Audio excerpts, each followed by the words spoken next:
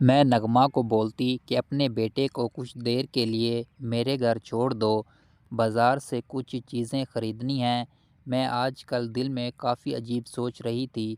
میں چاہتی تھی کہ آج کسی نہ کسی طرح سے ارشد کے ساتھ کھیل پاؤں۔ عرش نغمہ کا بیٹا تھا۔ نغمہ میری اچھی سہیلی تھی۔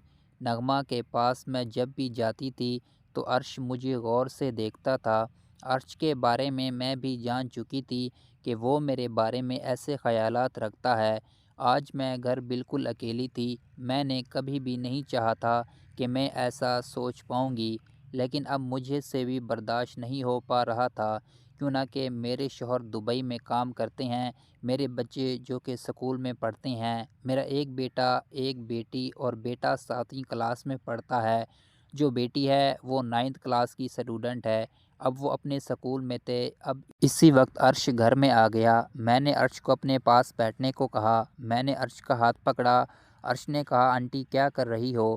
میں نے کہا، تم مجھے گھور کر کیوں دیکھتے ہو؟ عرش نے کہا، وہ تو بس ایسے ہی۔ عرش، مجھے پتہ ہے تم کیوں گھور کر دیکھتے ہو۔ تمہارے دل میں میرے لیے کیا ہے، میں اچھی طرح جانتی ہوں۔ ایسی کوئی بات نہیں۔ عرش مجھ سے ڈر رہا تھا۔ میں سمجھ چکی تھی کہ عرش شاید میرے ساتھ نہیں کھیلنا چاہتا۔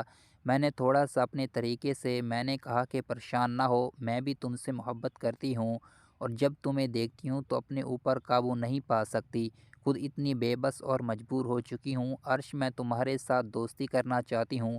اب عرش کا ہاتھ میرے ہاتھ میں تھا۔ عرش کے جسم میں جیسے کرنٹ دوڑ رہا تھا۔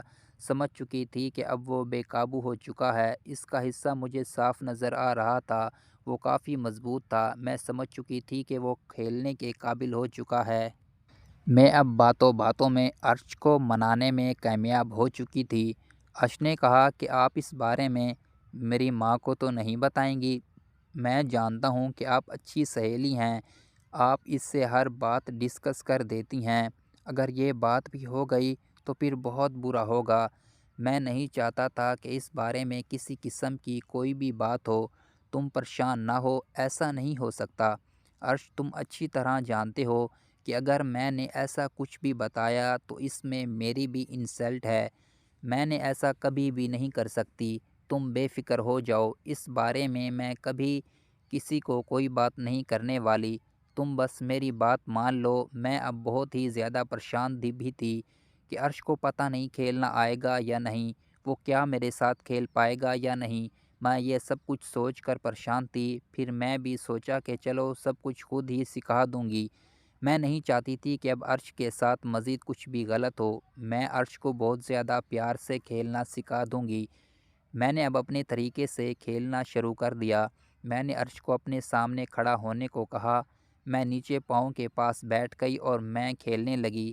عرش کے چہرے سے صاف نظر آ رہا تھا کہ وہ اس کھیل کو پسند کر رہا ہے۔ میں نے کہا کہ کیا تمہیں برا تو نہیں لگ رہا؟ اس نے کہا صرف ہاں میں سر ہلایا۔ نہیں، برا نہیں لگ رہا، مجھے اچھا لگ رہا ہے، آپ کھیل سکتی ہیں۔ ناظرین، آپ جانتے ہیں کہ یہ ایک ایسی کہانی ہے، مجھے بھی سمجھ میں آ چکی تھی کہ وہ اس کھیل کو کافی اچھے طریقے سے جانتا ہے۔ تھوڑی دیر بعد ہم دونوں تک چکے تھے۔ وہ بھی بہت زیادہ خوش تھا، میں بھی بہت ہی زیادہ خوش تھی کہ کیوں نہ کہ آج ہم دونوں نے ایک دوسرے کی بات مان کر کافی اچھا وقت گزارا۔ امید ہے یہ کہانی آپ کو پسند آئی ہوگی۔ مزید کہانی دیکھنے کے لیے چینل کو سبسکرائب کر لیں۔